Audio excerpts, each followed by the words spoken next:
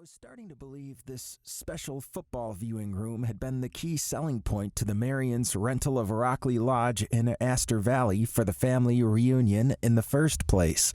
Not only was it large and filled with comfortable leather recliners, but it was also decorated with priceless NFL memorabilia owned by Tiller Rain, the celebrity quarterback, who apparently owned the lodge itself. And the acoustics were, "Yeah!"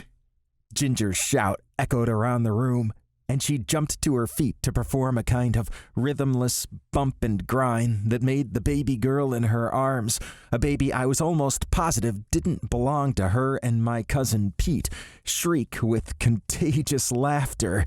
"Tackle him! Eat dirt, Nelson Evangelista! Isn't that right, Reenie?" She cooed at the baby, who laughed even harder.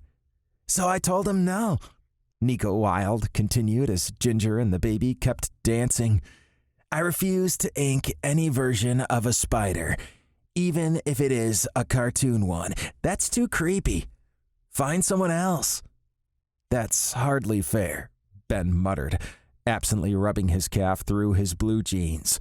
"Some spiders are sweet." Ben was my cousin Griffin's biological brother, and I was pretty sure he was married to the tall guy named Darius, who was outside with some of the Wilde cousins. I knew for sure that Ben had a memorial tattoo of his daughter's tarantula right at the spot he was rubbing, though, because he and the other guys had been showing off their ink the day before, and that experience had been seriously memorable.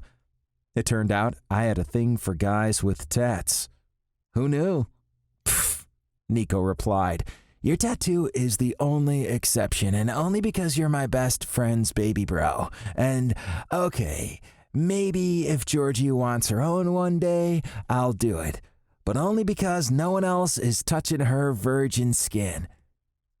The Marian and Wilde men sitting around him collectively shuddered at the idea of anyone even thinking about inking one of their precious, perfect babies.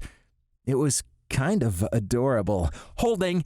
Ginger shouted. "Blatantly holding! Come on! Is that ref sleeping? Jesus help us!"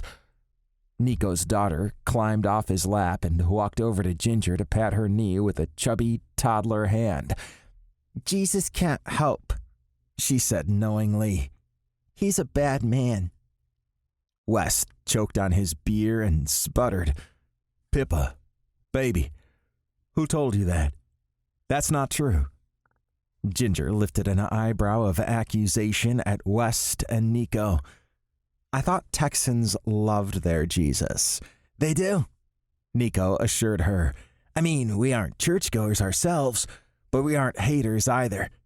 I don't know where she got—" Otto Wilde blurted, "Jesus fucking Christ, is this ref insane?"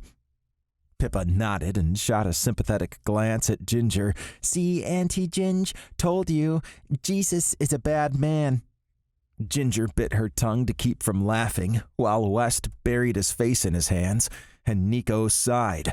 "As I was saying," Rebecca Marian said sweetly, pulling me back to her earlier conversation, while ignoring the antics of her daughter-in-law and her...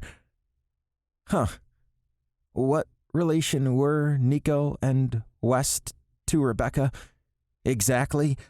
My brain throbbed just trying to piece together the complex relationships there.